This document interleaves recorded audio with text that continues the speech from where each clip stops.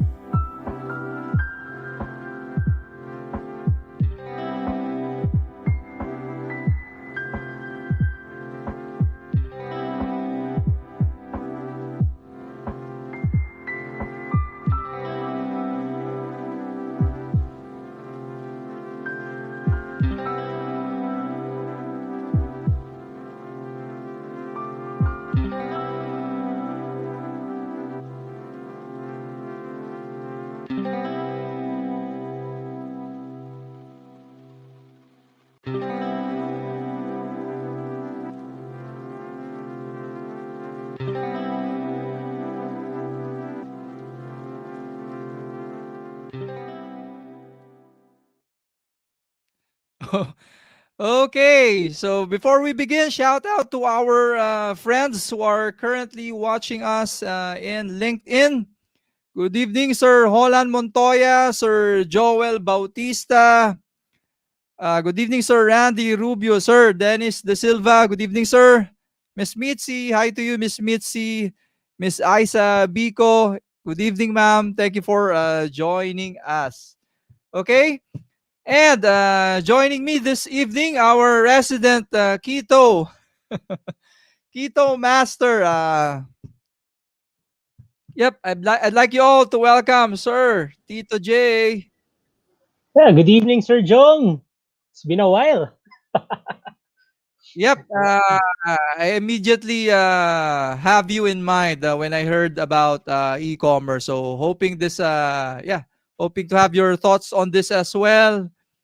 And yeah, what are you currently busy with ba, Tito J, for those who are not yet familiar with Tito J?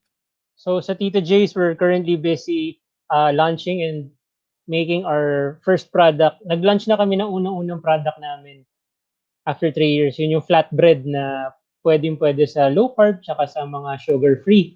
And right now, I'm really busy making videos for Facebook tsaka TikTok. So yun ang pinagkakabisihan natin. And dahil nga sa live stream na to, kailangan ko siyang i-post kasi it's about e-commerce eh. Wala akong idea pa with what really e-commerce is about, pero kung related siya sa online business like most of our mga followers natin, may magandang topic to. At least meron akong front row seat na naman dito sa dito sa topic natin na to. Oo. Ayan. Yep, even ako, ang dami kong tanong. May naisip ako yung about the, may tax ba yan? Natatax ba ngayon yan? Kasi, Tama. 'di ba recently sa YouTube, ano tinatax na, 'di ba? Nagtatax na sila eh. Kailangan Nakapag-fill mo up ka ba ng form na 'yon? kailangan mag-submit ng form para magde-deduct na si US ng taxes para dun sa mga YouTubers na nagki-claim ng income through their channels. Yun. Ayun, so ano 'yun? 24%, no, pag hindi ka nag-sign up do'n. Tapos pag nag-sign up ka, 15% din, no? So, I guess Parang automatic na sa kanila yun. the ones who are early adopters of YouTube, swerte nung mga 'yun, no? And ako, I'm not yet sure din, no, with regards to e-commerce, kung are you taxed ba on what you're selling in FB? Nagbabayad naman talaga ng taxes. Ang ano dun, yung hindi ako familiar, yung sa YouTube. Dun ako medyo naguguluhan kasi bago, kasi nag-i-involve siya ng taxes ng ano, Amerika eh. So paano Oo yun nga. paano siya mai-interpret dito sa Philippines? Dun yun yung gusto ko pang aralin, basahin on this week para kahit papaano kung may earnings man sa YouTube, mama-maximize pa rin natin. Ayan, okay. So without further ado, let's bring over the e-commerce guru of the Philippines. Ayan, to once more. Thank you so much, Miss Janette, for being our guest and sharing your expertise, ayan, in the hopes of, the mission is simple, makatulong po sa ating mga kababayan. Tama. Nice to have you, ma'am. Good evening, Ma'am Janet. John Mark and Tito J, for the opportunity. Maraming salamat. Ayan. Siguro, ang tanong ko, pabukod na tanong, how did you end up in the e-commerce industry? Hindi na lang siguro unang tanong ko kay Miss Janet. I started in the e-commerce industry, well, very early, no? But I think yung mas pronounced was when we were forming the Internet Commerce Expo back in 1996. And that paved the way for the creation also of the Philippine Internet Commerce Society when we lobbied for the passage of the Y2K law and the Philippine e-commerce law. Ayan, to our new viewers, no, siguro you're asking din this, no? The question is simple, Miss Janet. Magkaka-pera ba yung mga mag-a-adapt ng e-commerce, kahit yung mga freelancers, pwede ba tayo dyan? Pwede ba kaming mag-earn ng kaching-kaching dyan? I think definitely, no? A lot of people right now, I think even them without knowing it, they are already doing e-commerce. If you're Ooh. doing online jobs, no, you get paid online for rendering services. That's e-commerce already.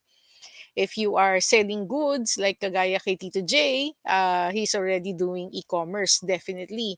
If you are accepting payments via GCash or sending money via GCash, paying your bills online, that is already e-commerce.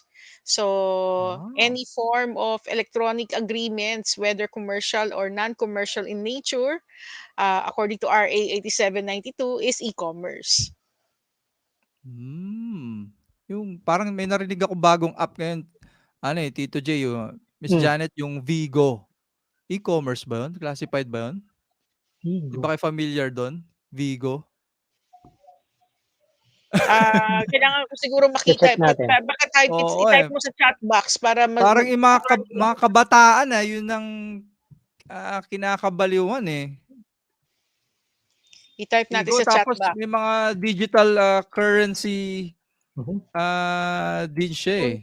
Kung nagte-trading sila ng stocks online or yan, ano sila, Parang sila cryptocurrency, yung ng mga Bitcoin, ganun. digital content, and they get compensated for it or they get tips from it. E-commerce din siya. Iba pala tong Vigo na to. Chinek ko tuloy. Ano pala siya? Parang ano ata to, no? Parang Twitch na may gaming din eh. Tsaka may... Yung mga nag-i-stream ng gaming, if they can receive tips or parang contributions, mga top-ups, yan, e-commerce din siya. Ayan, so yep, guys, may prepare si Miss Janet na short slides para mas maintindihan natin ng ng maayos. And then yes, we do encourage everyone to ask questions. So this is not a conversation between the three of us. So Lapag wag nila pong yung mga mahiya. questions nyo. Type in nyo yung mga questions sa comments para mabasa namin.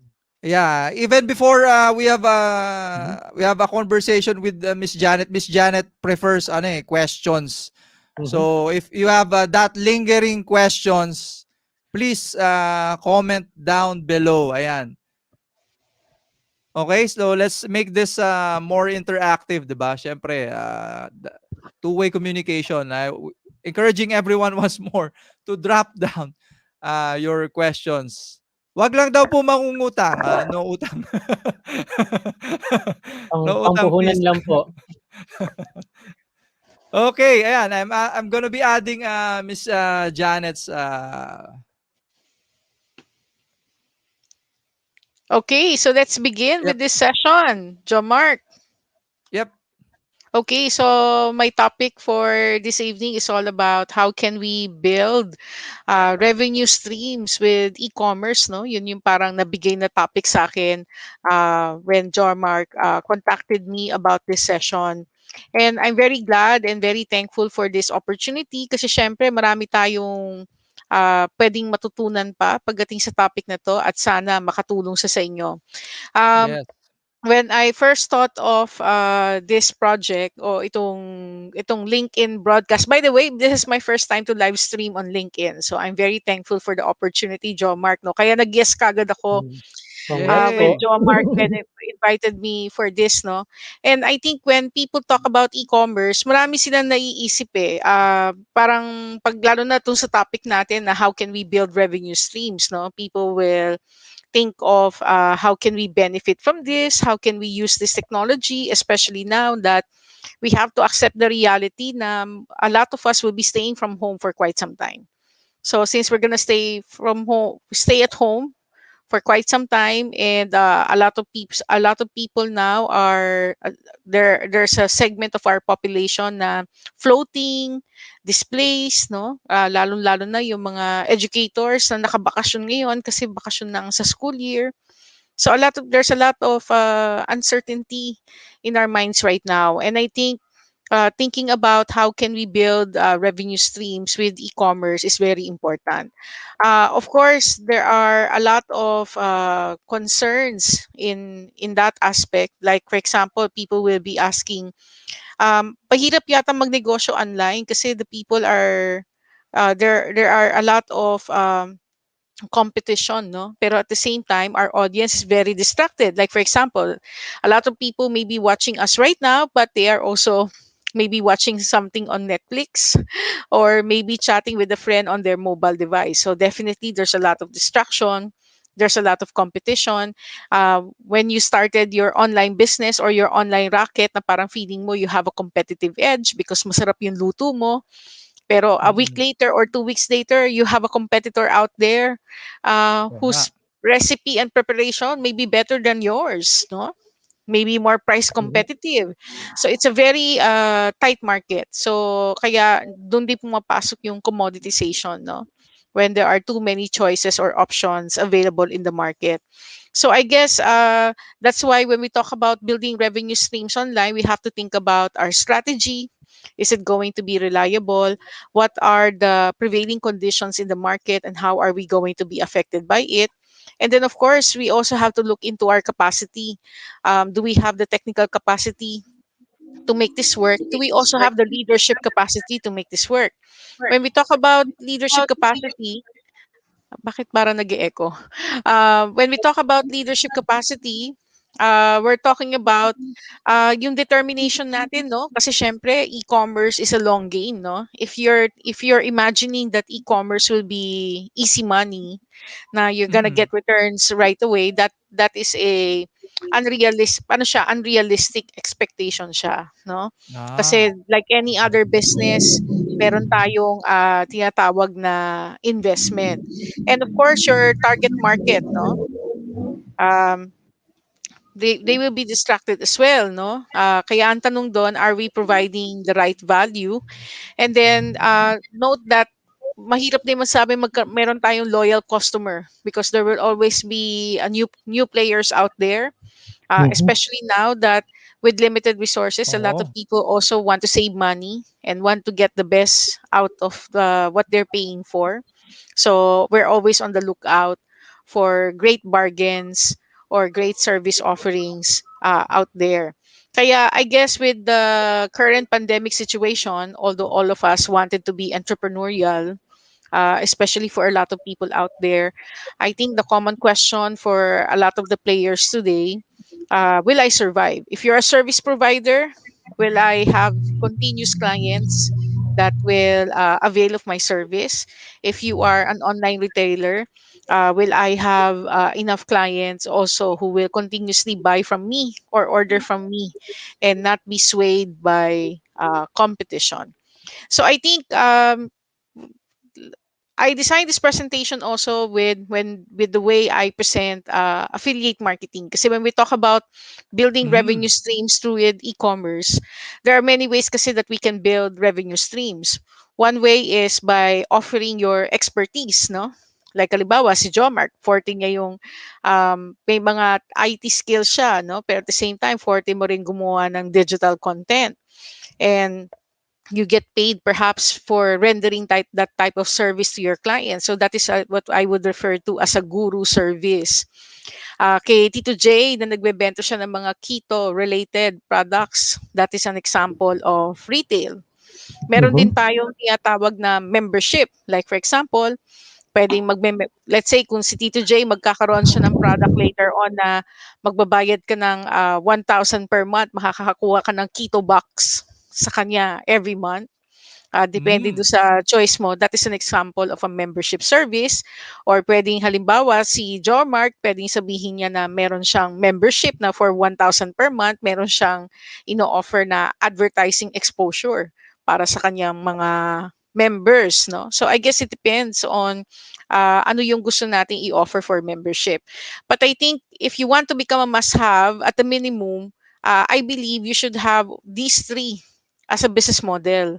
Kailangan isipin mo, um, if you really want to monetize your capabilities, kaya mo mag-offer nitong tatlo.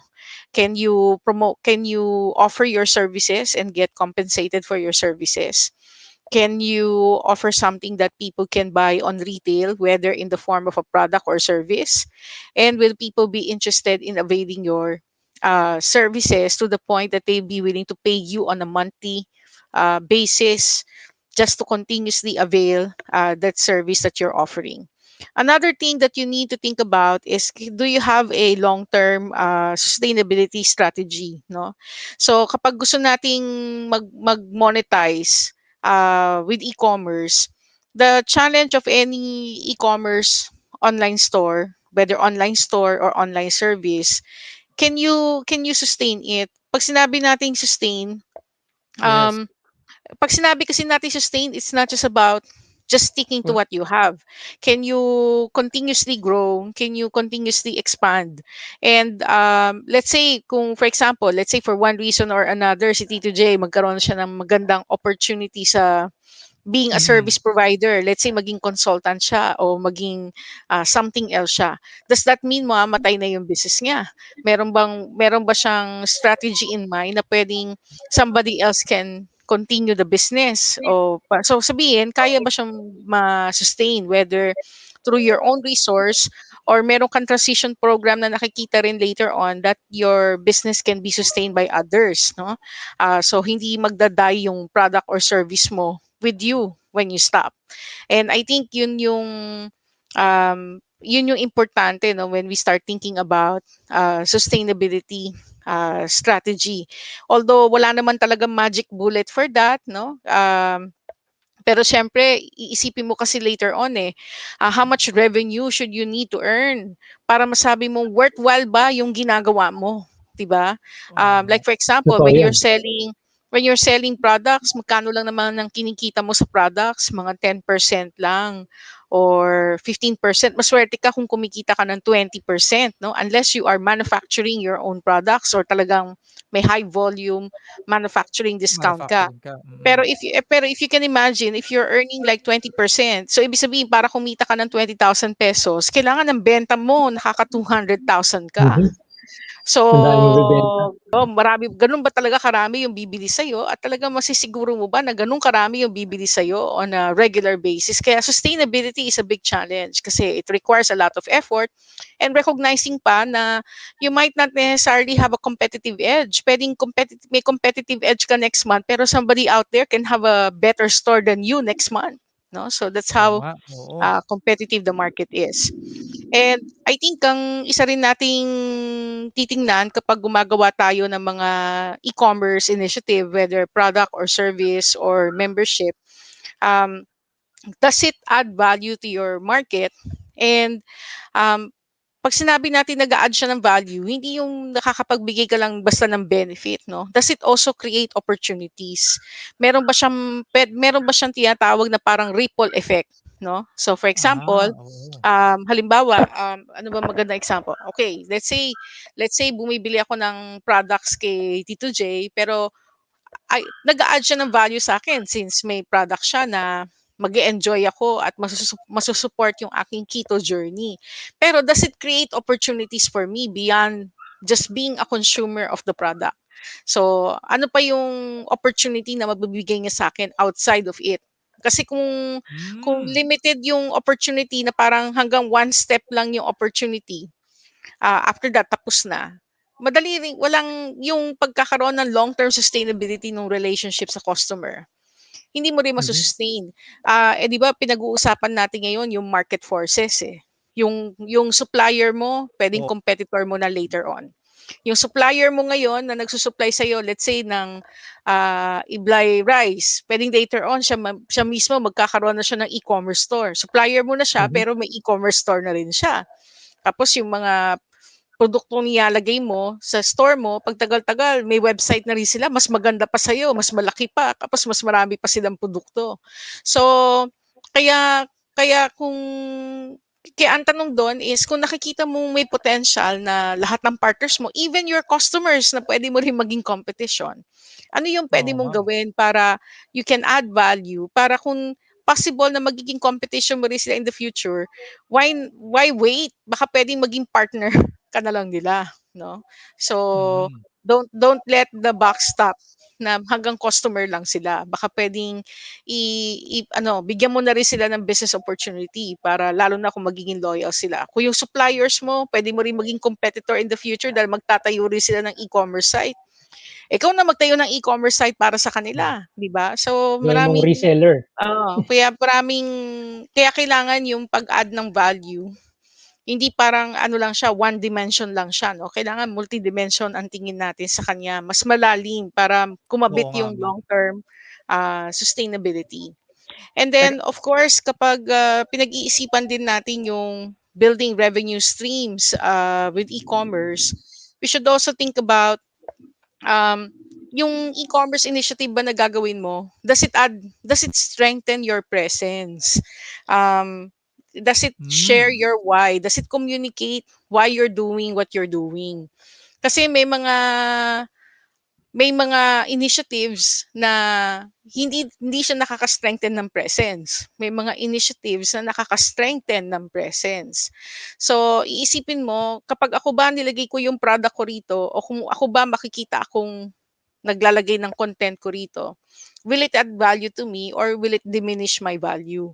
If I don't participate hmm, there, will I be diminishing my value? Will this give me an opportunity to share my why?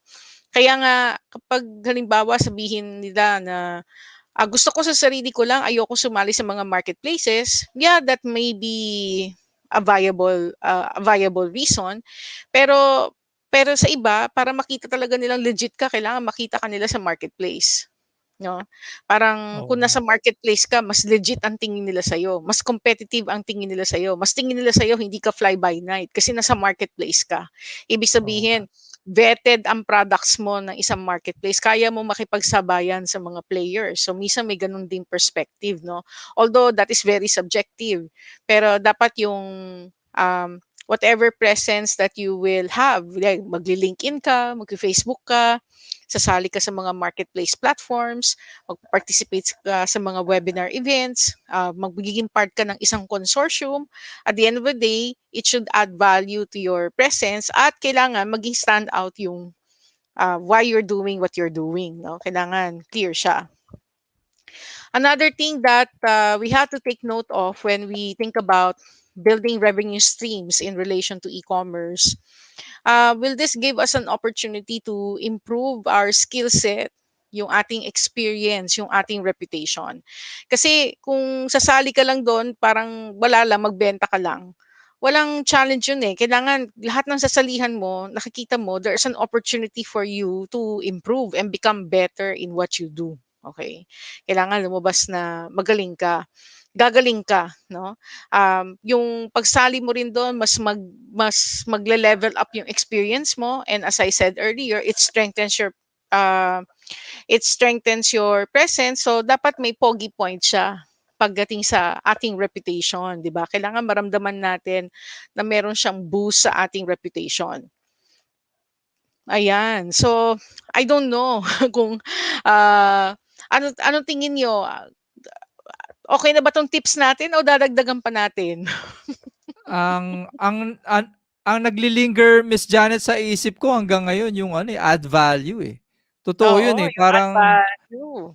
anong dapat idagdag natin sa ating binibenta kasi mostly typically 'di ba yan ang Filipino, so benta ako barbecue, benta ako ng ano, 'di ba parang gano'n. Parang Parang lahat I'm nagbebenta ng sure barbecue.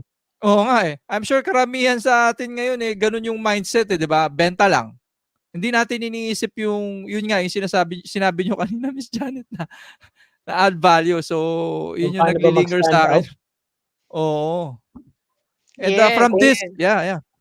Kasi And kung from this alone barbecue, madali lang example oo. kung barbecue, eh. Siguro do'n ako pupunta sa manong na mas masarap yung sawsawan niya or mas fresh yung karne niya. Yun siguro yung value. Pero pagdating sa e-commerce, yun, gusto ko rin malaman kung paano ba tayo makapag-add ng value sa mga customers natin. Oo Yes, nga. and of course that is very Mhm. important, no? And for those of us listening to the audience, it will be interesting to know also which of the tips are interesting sa kanila so far, no? Ano yung mga nasabi natin so far na nag-i-stand out sa kanila? I hope you can type in the chat box kung ano yung pinaka-interesting sa kanila so far. So sige, let's continue para ma-ano na natin, ma-focus pa natin yung discussion natin. Another thing that we need to think about when building revenue streams with e-commerce is that does it give potential for growth or expand relationships? Now, most of the e-commerce platforms today, nagbibigay sila ng mga tinatawag na referral program, no? Lazada has its own referral program, affiliate program. Si Zalora meron din. Si Shopee meron din, no, through Reward Pay. If you're a member of Reward Pay, pwede ka rin maging affiliate ng Shopee. Like halimbawa si Tito J, nasa Shopee siya. So kung member ako ng Reward Pay, ang gagawin ko, pupunta lang ako doon sa product page ni Tito J, ipopromote ko yung mga products niya. Kapag po bang may nabenta ako, si Reward Pay, bibigyan ako ng komisyon from the products sold kay Tito J, no? So, ang maganda doon is parang yung affiliate programs kasi parang dinedemocratize natin yung relationship, no? Dahil dinedemocratize natin yung relationship na in a sense na yung partnership relationship, yung pagkakaroon ng revenue sharing, no? Kaya ngayon kung gagawa ka ng e-commerce store, rather than ubusin mo yung pera mo sa ads, you're better off offering an affiliate program and Oo nga. offer revenue opportunities with others. Kaya kung may e-commerce website ka, mas madali siyang lagyan ng affiliate program para ma-democratize mo yung earning opportunity and sharing the earning opportunity with others. Or you can join referral networks like Reward Pay na you can also get compensated. Si Lazada meron din siyang affiliate program, no, para maximize mo na siya kasi bumibili ka naman, sinishare mo rin yung binibili mo. So, sinishare mo rin lang naman, magbigay ka na ng link para if people buy, you also get something, no? Oo nga. Out from that purchase. And Or I think, i-YouTube mo na rin. oh, and I think, I-unbox, unbox. Hmm. mm, at saka kailangan din natin na if we will also build revenue uh, programs or revenue streams through e-commerce, another way of doing it is to support providing support access to resolve concerns, no? Yan yung pagbi-build ng trust and credibility. So, kaya yung e-commerce, hindi lang siya product-based. Pwede rin siya talagang maging service-based, di ba? A lot of people now need help in putting up their online store. Some people need help in putting up their social media presence. Some people need relationship advice or personal coaching advice, business related advice, among other things. So if or kaya maybe support, solve a problem that they may be having in the area of marketing or logistics, among others. So if you are the kind of person who has the network, who has the skill, who has the experience to resolve concerns like this, having that trust and knowing that you are also accountable in providing the best service to your client, then pwede rin siya mag-open ng opportunity, no, Mm. na maging service provider tayo to our clients. And I think regardless whether you are offering product or service, product based ka or service based ka, kailangan talaga mag-provide tayo ng access, no? Support access to resolve concerns, building that trust and accountability. Kaya nga, di ba, si FDA ngayon, napakahigpit, no? Talagang ni-remind niya na yung mga products na binibenta natin as much as possible, FDA registered siya. Kasi pag FDA registered siya, sigurado kang tama ang packaging, hindi ka makakatanggap ng produkto na may spoilage na siya o kaya mataas na Mhm. yung level ng bacteria Mm. niya dahil hindi mo alam, nag-stale na pala yung food, among other things. Meron siyang kino-comply ng minimum security standard, minimum sanitary standard. I remember nung meron ako na-attenda na seminar before, they were talking about catering. may sinasabi sila na yung food hindi puwedeng bumaba ng ganito yung temperature niya. Kasi the moment bumaba yung temperature niya, mag-aano na yung bacteria dun sa Mm. magsisimula na siyang mag-degrade yung food. Kaya kaya para may sinasabi sila na ano dapat yung pagpe-prepare at kung ita-transport mo siya, paano mo siya lulutuin para sigurado ka na hindi magde-degrade yung quality ng food. So may mga gano'n-gano'n silang sinasabi. Kaya kaya yung building ng trust and accountability, kailangan makita siya kung paano natin pina-practice yung paano natin pino-protect yung customers natin in the best way as possible. And yun din, no, as much as possible, I think last point ko na to, if you want to build revenue streams with e-commerce, think about the product or service that you are offering. Ano ka ba? Para bang ano ka ba? Life-changing ka ba? Life-changing ka ba? Do you provide a compelling experience? Pag sinabi natin life-changing, whether you are offering a product or service, life-changing yung pwedeng maging impact mo doon sa taong yon. Parang yung sinabi mo kanina, John Mark, di ba tumatak sa'yo yung add value. So yung Mm. pag-add mo ba ng value, para bang life-changing Yun yung nga po dating eh. yung add value mo to the point na compelling yung product or service, compelling yung information, compelling yung binigay mong serbisyo na talagang magiging impactful sa kanila, whether it will generate more revenue, it will create tremendous savings, or it provides tremendous benefit na na to the point para exceeding expectation Yep. siya, no? So parang ganun level yung tinutukoy natin. Kaya kaya I think when we think about building revenue streams with e-commerce, the kind of platforms or services that we will be offering, it should challenge us, no? Na to the point na, ayan, challenge us to the point na, yeah, makakapag-build tayo ng assets, hindi tayo makukontento with what we're offering, at kailangan level up tayo ng level up, no? Mag-i-improve yung ating products, mag-i-improve yung ating services to the point that we can serve our customers better. Kasi if we are constantly improving, ang ibig sabihin nun, kahit na may competition na magka-catch up sa'yo, dahil improving palagi ang mindset mo, by the time Mm. na makaka-catch up sila, nasa step 2, step 3, step 4 ka na, no? One step ahead lagi. Oo, Steps parang ahead. Oo. parang steps ahead ka lagi. Hindi dahil sa conscious ka na of your competition. Kaya ka steps ahead kasi ganun ka ka-committed na maging best in what you do.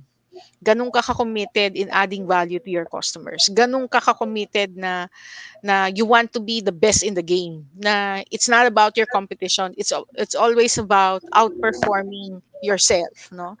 Doing better from your previous performance, delivering better products, from your previous set. Parang palagi kang ma-obsess na kailangan, ano pang pwede nating ilagay? Ano pa yung pwede nating ilagay? Na talagang kailangan matuwa sila sa atin, kailangan masatisfy natin sila. Kung gano'n tayo lagi mag-isip, then kahit na may mga dumating pang competition, um, Oo. mas mag-i-stand out ka pa rin kasi you will always be surprising your customers kasi nakikita mo, naiisip mo kaagad kung ano yung needs nila, and you're doing something about it na ma-meet yung need na gusto nila. Kaya think about what is your highest value and what makes you different from others. And if we really want to thrive in this game, yan, we have to consistently increase our capacity, no? Yung technical leadership capacity.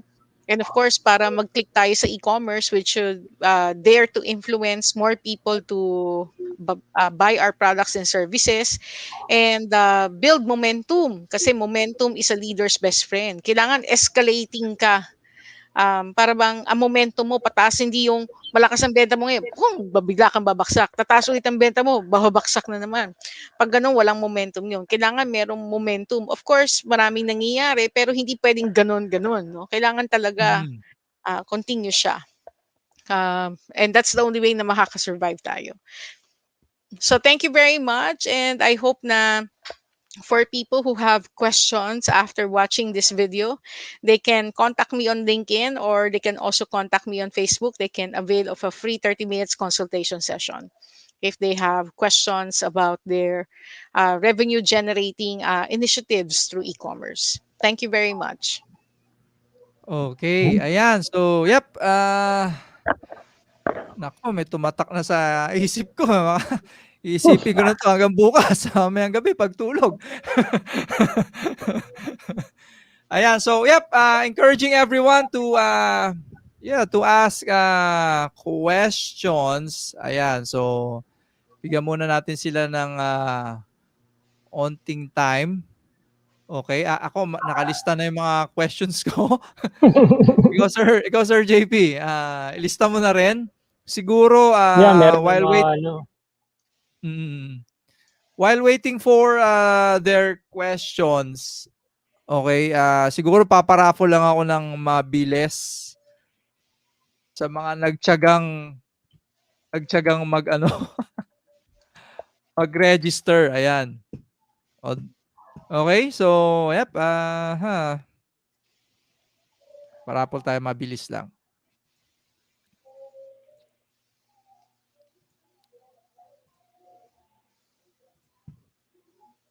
Ayan. Ayaw nyo mag-register eh. Okay, so again, the usual, it will be a LinkedIn subscription, ayan, to career subscription and LinkedIn Learning, okay? While waiting for your questions. So to claim your prize po, no, it's simply sending me a message before this live stream ends, because the intent of this raffle draw is only for people who have who have attended. Ayan. So our first lucky winner. Ayan, sana. If you have a question on Congratulations, how Ma'am to Cynthia. Yep, congratulations. Ayan. So if you have questions on how to ma-maximize nyo yung LinkedIn subscription na yan, I'm always here of course to help you out and to answer your queries then, no? And our last winner na lang siguro for now is Sri Krishna Oteza. Tama ba to? Sagun. Ayan. So if Congrats. you're still there, please message me in right now before this live stream ends. Yep. So with that out of the way, let's start.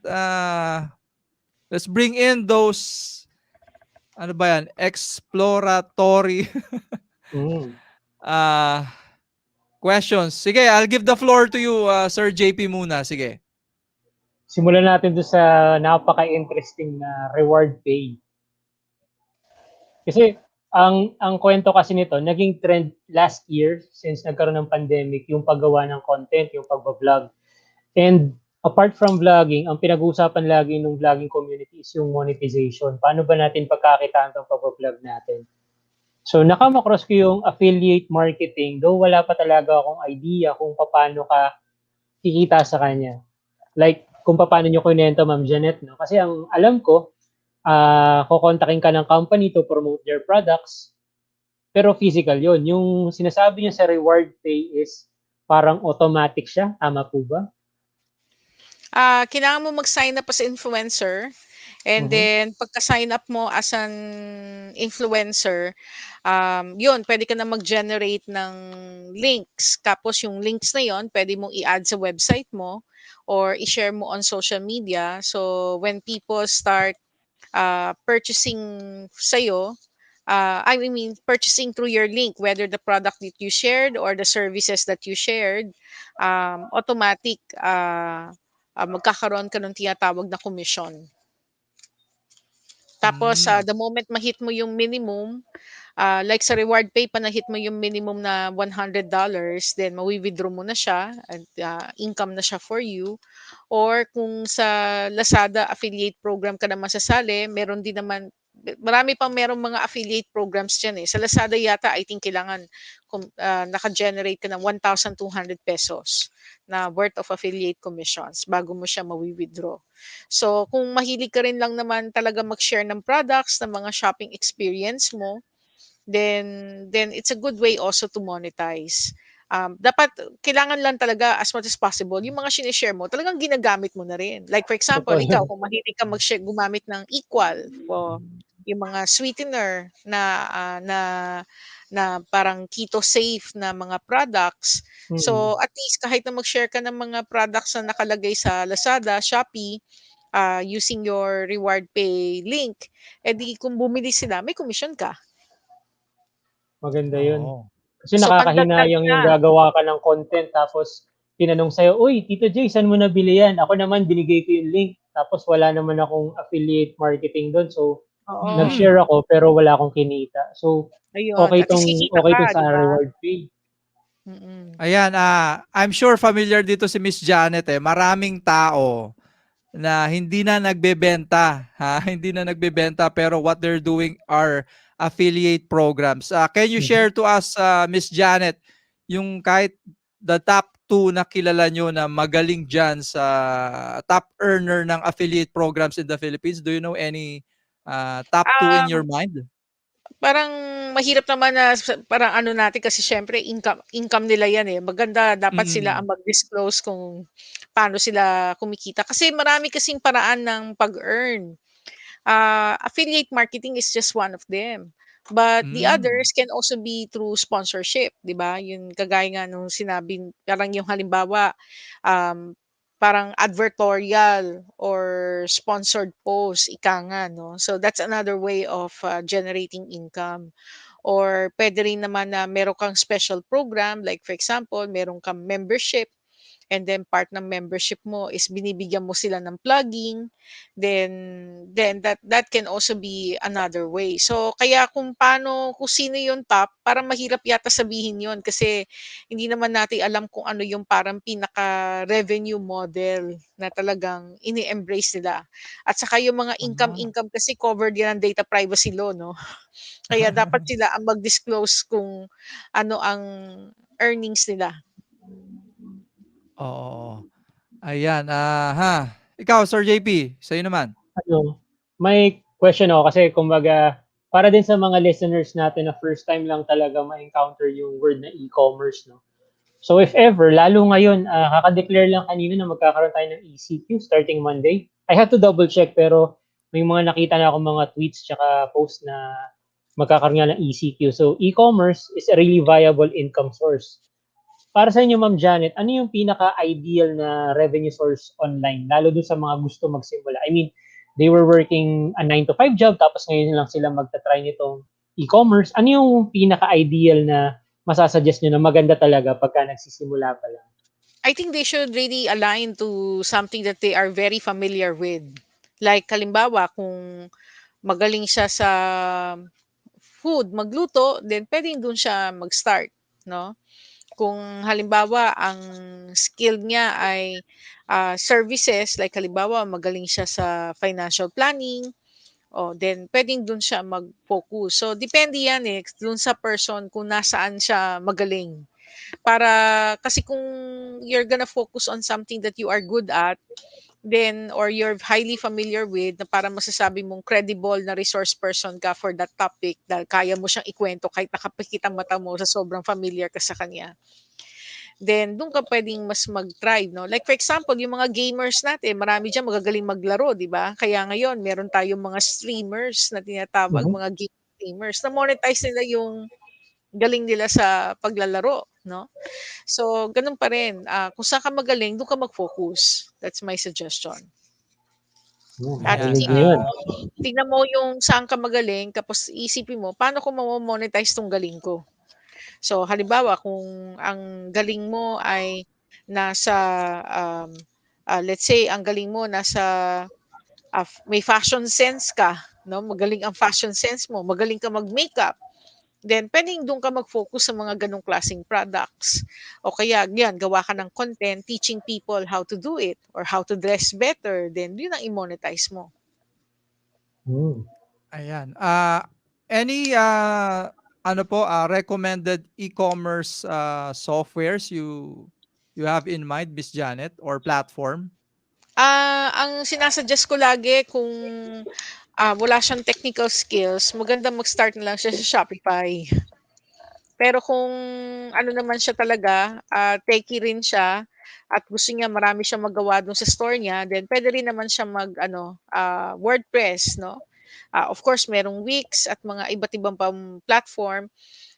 Pero ideally 'yan yung sina-suggest natin, either Shopify or WordPress kasi kahit papaano maraming taong marunong. So, at least kung magka-problem ka and you will need the help of other people, madaling maka-tap ng tao to help you. Nakita ko po yung Shopify sa Instagram. Parang isa yun sa mga ano nila, eh, parang ano yun, magse-setup ka ng store sa Instagram and one of the options na kailangan mo i-click doon is Shopify.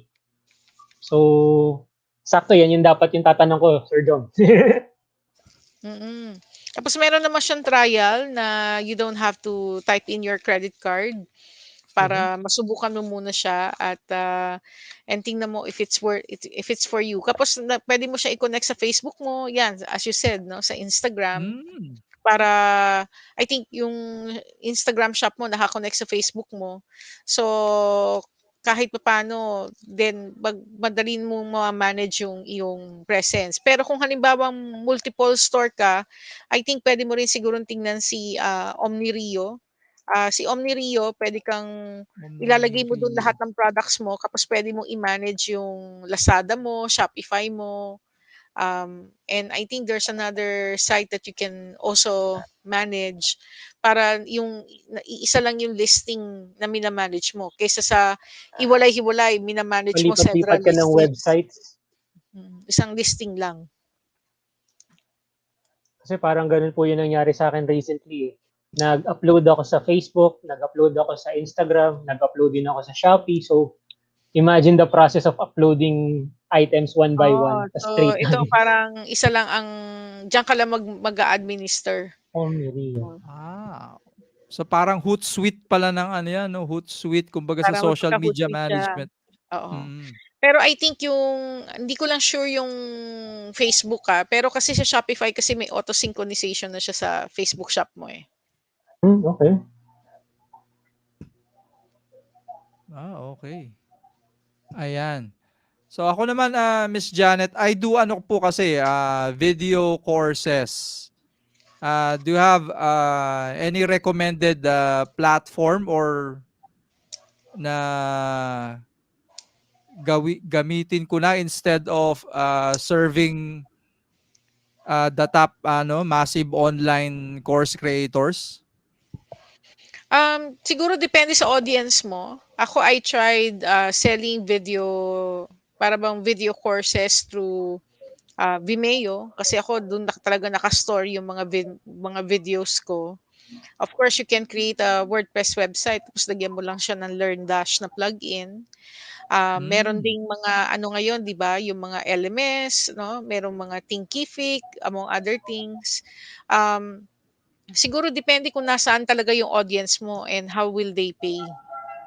And of course 'no, si Facebook ngayon, puwede kang gumawa kasi ng mga paid events, 'di ba? Puwede ka ng gumawa ng mga paid groups. Kaya Ah, kahit papaano merong mga kaya yung iba 'di ba, gumagawa sila ng event, pero imbis na mag-webinar pa sila outside, they just create a Facebook group, dun nila i-a-add lahat ng mga nagbayad tapos dun sila magla-live. Para concert. Inside the mm. group para community na. So, minimal din yung expense. Tapos at the same time, na-keep mo pa sila in one community. Oo nga, I no? see. So, I guess it Oo. depends on your audience. Oo nga. Ayun, Miss Janet, can you mention any example of e-commerce companies that have inspired you in a big way? Um, E-commerce companies that have inspired me in a big way. Maliban daw Siguro Amazon.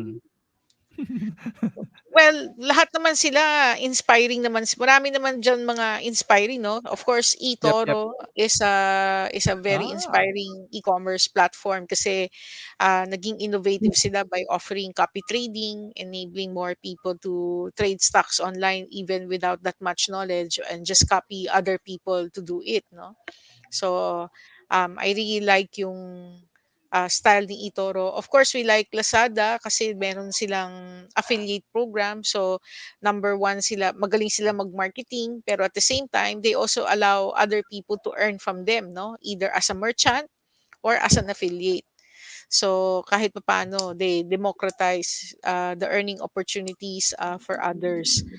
Definitely si Amazon for being able to accept affiliates all over the Mhm. world, no? Okay din sila. Si Payoneer, they also have a generous affiliate program.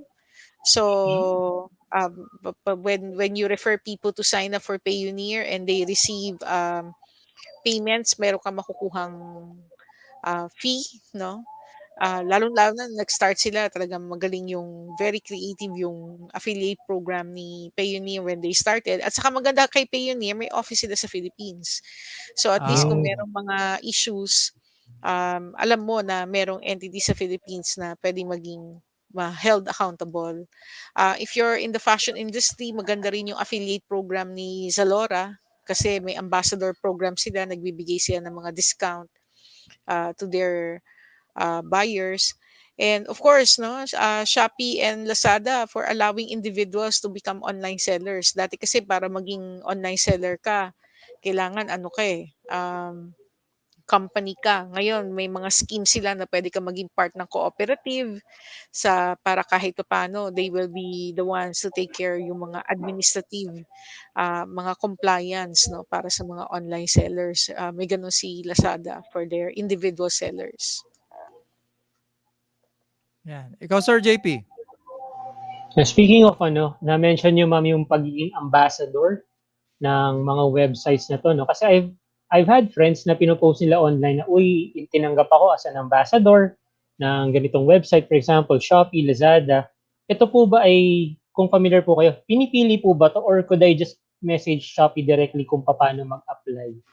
Merong mga ambassador program, no? Like halimbawa sa Zalora, pag pumunta ka sa baba, meron talaga siyang link diyan for you to sign up Di as an ambassador.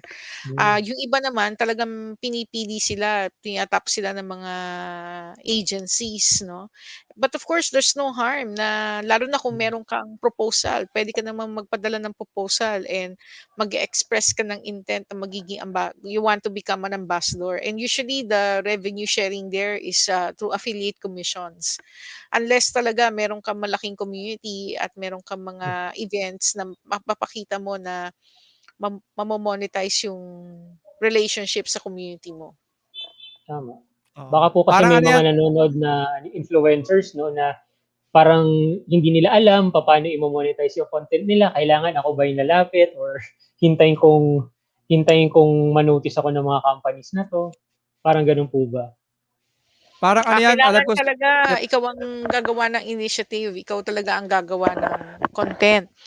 Like for example, gumawa ako ng YouTube tutorial on how to use a software platform, no? And then siguro nag-publish yata ako ng 5 videos teaching how to use a software platform para makapag-create ka ng output. Siguro nung matapos ko yung series ko, meron nang kumontak sa akin kung gusto ko raw maging parang ambassador Wow! for the brand. Tapos, wala namang compensation talaga per se, pero basta binigyan ka ng pro subscription. Tapos part ka ng Hmm, community. Tapos pataga-taga nakakatanggap ka ng mga swag. So, okay na rin, cute na hmm, rin. Kasi ano naman talaga, dahil even if you're not an ambassador, you're using it anyway.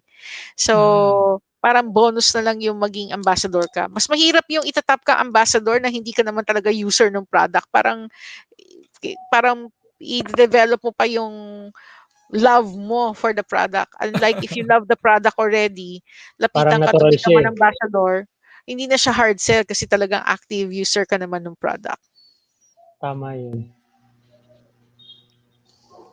Yep, parang ano tuloy naalala ko Sir JP yung sa Tier 1 no when it comes to gaming kay Hmm, yep, sila kay Sir Trike. Trike. So kaya kala Alodia Gosing Fiao. So alam ko may program sila na ganun if you have to ano din have a sort of minimum din, parang minimum followers to be ano no, to be included in their program. Ayan. Okay, yep, may tanong ka pa Sir JP? So far wala na, mukhang nasagot na lahat. Pero Ma'am Janette, i-share nyo na rin po, no? Type nyo na rin po sa comments yung YouTube channel nyo para yung mga followers natin, yung mga viewers natin, makapag-subscribe na rin po sa mga tutorials nyo doon. Sige, Ah, sige. oo nga. Hindi ko oo nga, no? Ang fina-flash ko kanina pa yung Facebook page ni Miss Janet. Anyways, the Facebook page of Miss Janet, no, for the 30-day consultation, feel free to message her in facebook.com/Janette Toral. Ayan, I'm flashing it now and ayan, commenting it down sa ating it's YouTube Digital Filipino.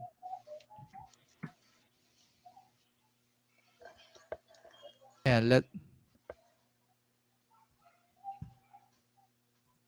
Okay. ayan. Okay. ayan na. So once more, ayan, please subscribe to Miss Janet. Okay, and before we end this live stream, no, if you have po, no, once more, if you have an advocacy or message to share, inviting you or possibly someone you know to be our next sharer po sa LinkedIn Local Philippines Live. Ayan. So once more, thank you so much, Miss Janet. You definitely gave me some things to think about before going to bed. And and hoping po, no, sana actually we inspire people to this platform by thousands annually. Because we also deal with Miss Janet, we deal with a lot of students. So hopefully we can have a repeat or any topic you would like to sa ating mga newcomers possibly next year. Ha, Miss Janet? Thank you for the opportunity. Congratulations sa iyong first LinkedIn live stream. Yan. Oo nga, finally, di ba? Nakapag-LinkedIn live stream na. Tapos Ayan. mamaya meron naman kami sa Clubhouse naman. Nakalimutan ko pala tanungin, no, ma'am, the Clubhouse thing, can you share to us sa mga hindi pa nakakaalam about Clubhouse? Ano siya, it's actually a social media platform also. Pero ano naman siya, para siyang live audio. So para kayo nag-uusap din in an audio program, para kang nasa radio show. And yung audience, pwede silang mag-come on stage, pwede mo silang invite on stage to ask questions, so para maging fellow resource person sila. Pero it's a global audience, and currently mga iOS users ang nandun ngayon. So it's a very interesting community. Maraming mga freelancers ang nag-e-enjoy dyan. May active community rin ng keto, so may mga nagdi-discuss din dyan about keto. And if you are active, pwede kang mag-create ng sarili mong club inside Clubhouse para people can follow you. So gaya ko, meron akong e-commerce bootcamp, digital leaders bootcamp, and then I'm also the admin of Startup PH. So nagkakaroon din kami ng mga regular catch-up dyan. Tapos at the same time, nakaka-join ako ng mga international rooms and learn from others also. Kasi you will be able to chat with people from all over the world. Kaya it's a very interesting community. And I think si Facebook magkakaroon na rin ng ganyan, mag-offer na rin sila ng live audio, yung parang chat na walang video, talagang audio lang. And Twitter has already started experimenting yata with Twitter Spaces. Nice. Okay. So yan, basta pag sinabi ni Miss Janet, kaya check out ko yan. Mabuti nang mauna, no, kaysa mahuli. Maganda mauna na. At saka maraming mga freelancers sobrang tuwa dyan kasi iba talaga nakakakuha sila ng client. Yan. Okay, yan. So once more, thank you so much, Miss Janet, and hoping to see you soon. Thank you, Sir JP. And yeah, good night everyone. Sana po Salamat, Sir John. nakatulong kami. Ayan. Thank you po sa lahat, most especially kay Miss Janet. Thank you. The practice of job searching hasn't changed much. Networking, referrals, demonstrating skills, and so forth. But the way we do it has. Today, it can all happen in one place, and that's LinkedIn. It connects the world's professionals and creates economic opportunity for every member of the global workforce. And LinkedIn Learning combines our high-quality, expert-led learning content with this LinkedIn data to make those professionals more successful. I've been working in higher education for over 10 years, and I've never seen a tool that provides what LinkedIn Learning can. It reveals in-demand skills using data, AI, and machine learning. We're able to deliver relevant, customized micro-learning content that prepares learners for the future. It's a strategic complement to an institution's curricula. LinkedIn becomes a hub for students, alumni, faculty, and staff. They can learn, connect, engage, and strengthen their professional brand. All of us were students once too, which is why we're so passionate about student success. We want to see them advancing their skills and building their professional brand. Employers are going online to find new talent. Students need to create an online presence early to give them a competitive advantage. So let's take a look and see how this works. First, a student creates a profile. It can be a great place to interact with peers and professors. Throughout her education, LinkedIn Learning supplements classroom learning, and online course recommendations help her continuously develop micro skills on her own. She posts course completions and class projects to her LinkedIn profile. It becomes an online portfolio to showcase her academic career. Her network grows as she interacts with the broader community, engages with thought leaders, and comments on posts and articles. As graduation approaches and she finds a field of interest, alumni connections help her with internship and job opportunities in that field. The learning, insights, and connections empower her to enter the workforce. As your students and staff interact with the LinkedIn ecosystem, we provide student outcome data that perfectly complements your institution's own internal data. It's a mutually beneficial opportunity. Looking at both data sets together, we're able to close skills gaps, enhance outcomes, and foster lifelong learning. Ultimately, differentiating your institution for current and future students. Together, we're able to invest in the growth and development of individuals, to empower students to build their professional brand and prepare them for the careers of tomorrow. To help faculty, staff, and alumni elevate their careers. We're here to partner with you. Let's guide lifelong learners to be more productive and successful in the global workforce.